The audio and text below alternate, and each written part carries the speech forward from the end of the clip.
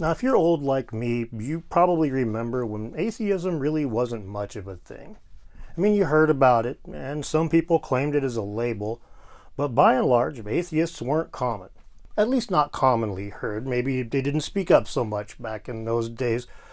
The catalyst for atheism coming out into the world seems to have been twofold. One would have been the whole World Trade Center thing, and the other one was the invention of social media. It kind of seems like, you take MySpace and you add the World Trade Center to it and you get Atheism Plus. After 9/11, the level of tolerance for religions in general seems to have dropped off by quite a bit. And just a few years later, social media was giving more people than ever the ability to communicate without being face to face and thereby dealing with the repercussions of their words.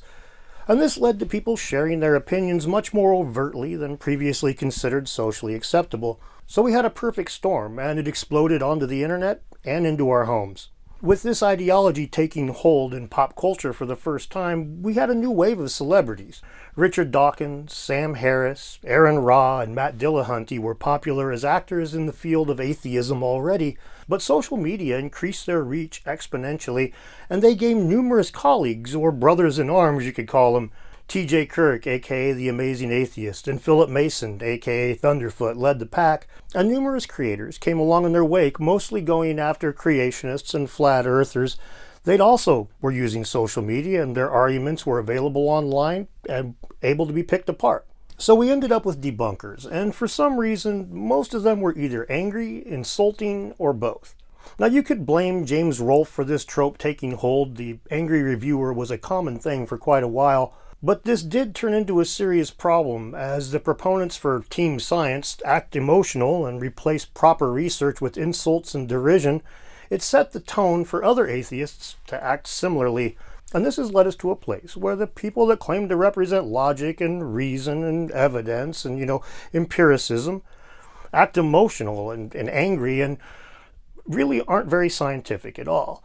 You could say the lunatics run the asylum in some ways here, and well, the problem is bad enough that I want to talk about it, and I'm an atheist. So, hi, my name is Dan, and I don't have a good name for this channel yet. We are going to call it Dan's Really Cool Internet Thing on YouTube for now.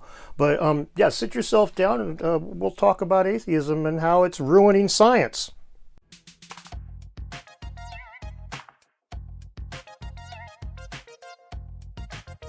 Max Planck, a Nobel Prize-winning physicist, once said, "A new scientific truth does not triumph by convincing its opponents and making them see the light, but rather because its opponents eventually die and a new generation grows up that is familiar with it. An important scientific innovation rarely makes its way by gradually winning over and converting its opponents. It rarely happens that Saul becomes Paul. What does happen is that its opponents gradually die out, and that the growing generation is familiarized with the ideas from the beginning. Another instance of the fact that the future lies with the youth." He said this back in 1950, and it's often summarized as science progresses one funeral at a time, not one discovery at a time, and it's called Planck's principle. Now, Planck was a Nobel Prize-winning physicist. He knew what opposition was in the scientific community, but this was a long time ago. So you can say that this opposition to change is not new.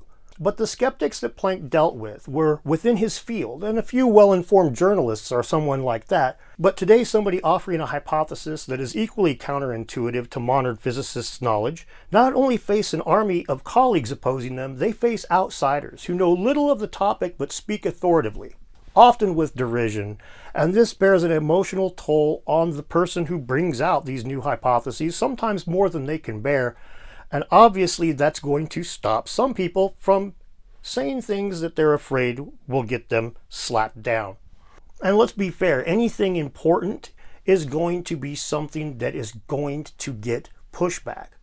All of the big discoveries, by definition, require accepting new information and rejection of old beliefs that were once considered knowledge, once were considered quote-unquote proven science. So this is a difficult position emotionally for the people that have wrote papers, wrote books, taught their students that this is truth, because they have to admit that potentially their life's work was in error. And that can make this a very difficult, very uphill battle for new discoveries to navigate through. But now it's harder for these people to do because they have public pressure to maintain the status quo from outside of their field, outside their institutions. But people who do have influence over both their colleagues and institutions through their online influence. And let's be clear, it has never been easy for the scientific community to admit they have been wrong about something big. From the peopling of the Americas to South American influence on Easter Island to quantum entanglement to germs making us sick, science has had a very unscientific approach to handling these sorts of things, coming out with a new hypothesis that is completely flying in the face of the quote-unquote proven knowledge is like hanging a stake around your neck and running around with a bunch of lions. You're going to get attention and probably not the kind you want. For instance, I've recently became aware of a guy named Dave Farina, aka Professor Dave Explains. He's a chemistry teacher by trade and one of the guys who made his mark mocking flat earthers mercilessly years ago. Now that gets old and people quit watching, so now he picks at all kinds of people who aren't perfectly in line with their fields. Often I agree with the general position that Dave espouses. A lot of times I do feel like the person he's going after is talking pseudoscience. However, he also goes after people like Eric Weinstein or his brother Brett. Now, both have hypotheses that are not currently accepted by most of their colleagues, and both hypotheses are potentially groundbreaking. Now, I don't know enough about either of those fields to weigh in heavily, but I do know that there's a debate there. There is enough there that both men are convincing some of their colleagues, not just outsiders. So it seems to me that this is the kind of place that we should let the discussion and the evidence bear it out. But that's not what happens here. These hypotheses are opposed by most and intriguing to a few.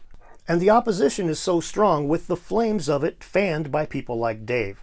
Just look at his views on YouTube. He gets tiny numbers unless he's talking trash. His followers want blood, not accurate information. And Dave, being a successful YouTuber, gives them what they want.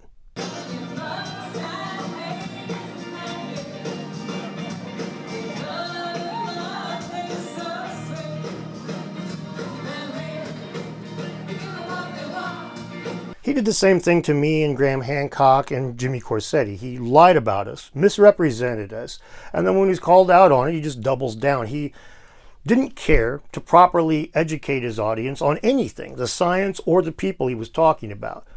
All he did was talk a bunch of crap and get some views. And he does this to a lot of different people, non-scientifically, not educationally, and he's not alone. He's one person of many. He gets paid for these videos, unlike his actually informative videos, so he's incentivized to stoke these fires of vitriol while misinforming his audience. And this whole thing ends up with an army of people that are going out of their way to stop new ideas from having a fair chance with many of their scientifically literate friends. And it also creates an environment of quote-unquote pro-science trolls that try to game the algorithm or spread more disinformation about Dave's targets. Rather than fostering open dialogue, the climate is one of polarized fighting. Either you are pro-science or anti-science, and there is no room for new ideas in this mix. Well, not big ones anyway, but there is one more major issue created by this. Now, Dave's a chemist, like I said, and in my latest video on my main channel, I showed you what the Baghdad battery was used for, and the answer is chemistry. And yes, I'm quite certain, or pretty certain, that I'm right about this. Check the video out. I think you'll agree. At any rate, Dave could have deduced this easily. Lots of chemists could have deduced this easily. But they haven't looked at this with a fair shake, with an open mind. And many of them probably didn't because they were incentivized not to. There's no reason to go look. That's what all the crazy pyramid guys talk about. What am I going to be on Ancient Aliens next week with my Baghdad battery? It's sad. Because what it has created is a situation that is clearly unscientific. And science that is supposed to learn from its mistakes still keeps putting the problem with humanity at the forefront because we're all humans here. It's almost like the scientists need somebody who's good with people to like tell them how to act. They need handlers, kind of like Charlie Sheen. It's like winning. When was the last time you used? Anyway, I really appreciate you guys watching this. Thank you very much. If you click links down below, you'll find that I'll be in Sedona, Arizona, and May 1st through 3rd, talking live with some other people that Dave would call pseudoscientists. And there's links to support the channel. There's links to my other channel that's got more people that subscribed. And yeah, you can come check me out on Twitter or anywhere else you'd like to yell at me. Thank you very much and have a good day.